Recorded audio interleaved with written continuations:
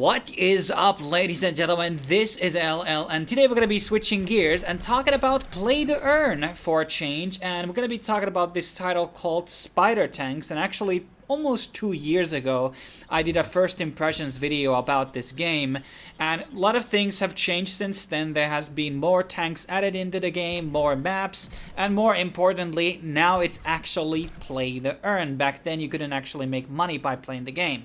Now, let me explain a bit about the game itself before we go into the tokenomics. So this is basically a brawler game.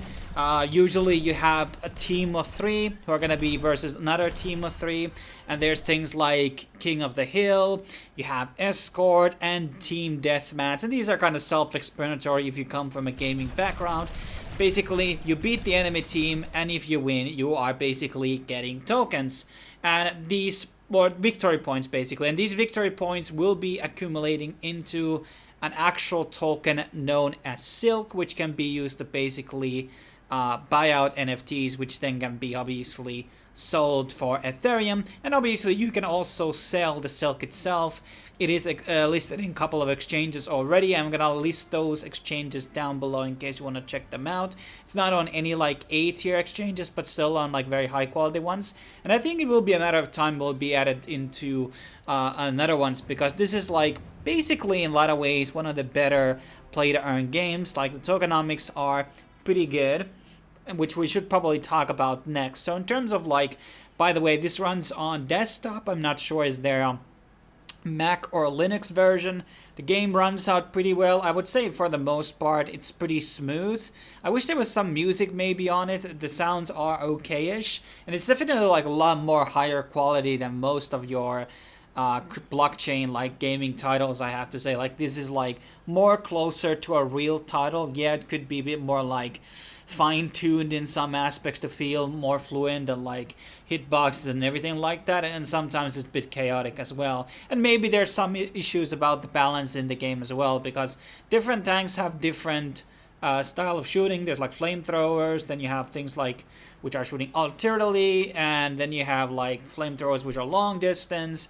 And so there's a lot of these different things, and some of them are clearly better than the others. That's my basis. I'm not saying that as like some pro gamer here who's like I'm really good at this game or has playing this for like centuries. I'm just saying like that's my observation based on my games. Like the games I actually won was when I actually got a tank that was actually good.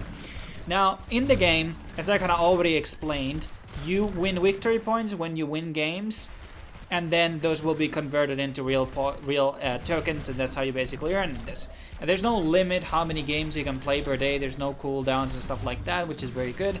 And there's two systems. Either you buy your own NFT, which will be used to earn the tokens, or you can rent, which is called the pilot system. So you can basically pilot out somebody's other NFT, and you will be using these on the battles, but you will be doing a revenue split. So basically, you are only getting, let's say, like 50% of the earnings, and 50% are going back to the original owner, basically, for renting it out. So it's kind of like, you don't need to play the game to get started investing. You can buy a high-value NFT and then rent it out.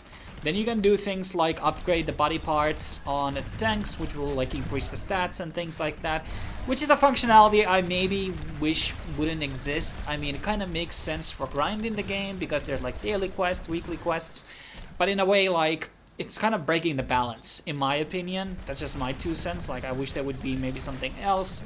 But then again, like, you want to feel progression when you're playing the game, that you are like getting things, not just money, but you're like getting stronger as you play through. But it's like, as more players may be coming and the balancing it gets better on the queue systems, then it will be a different story. But yes, so basically you have the opportunity to basically rent out one of your sets in the game, or the tanks, and those parts basically will be then accumulating your money if you don't want to play the game, or if you're really bad at the game. Like I had a lower than 50% win ratio, so I wasn't like really winning that much. And there's a lot of like really good players in who are like really find out the best tanks, and then you can also like rent it out to specific players who are really good at the game. That's also another option that you can do in the spider tanks.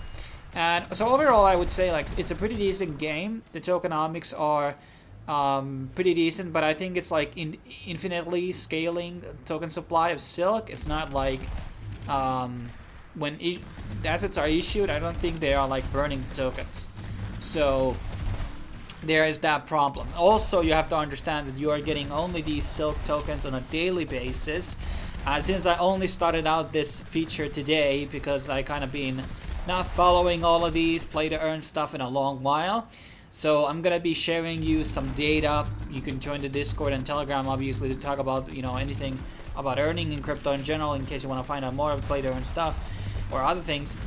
But you can make 1 silk per day, 2 silk per day. Some people are making 10 silk per day. It really depends on a lot of your win ratios, how much you play, and all this type of stuff.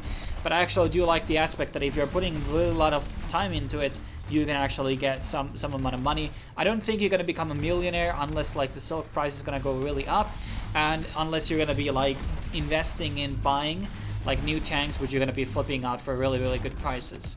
But we're gonna be seeing more of this game as it more progresses forward, and maybe it will become more popular as time goes on. I think it will. Because there's going to be definitely a one game in the blockchain which is going to be gathering a lot more people into it, and it's very accessible because everything is basically on the side chain.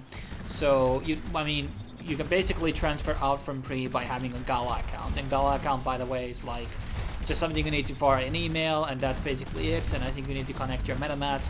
So those are basically the only requirements to get started, and you can sign up to Gala Games under my referral link in case you want to support my channel as well.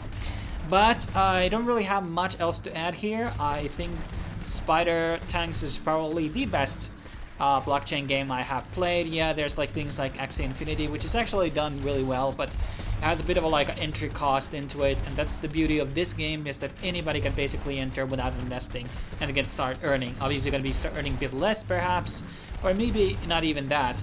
But definitely a game you should definitely try out in case you want to earn some extra bucks. Thanks for watching. I will be seeing you in the next video when it will be dropping out. Cheers.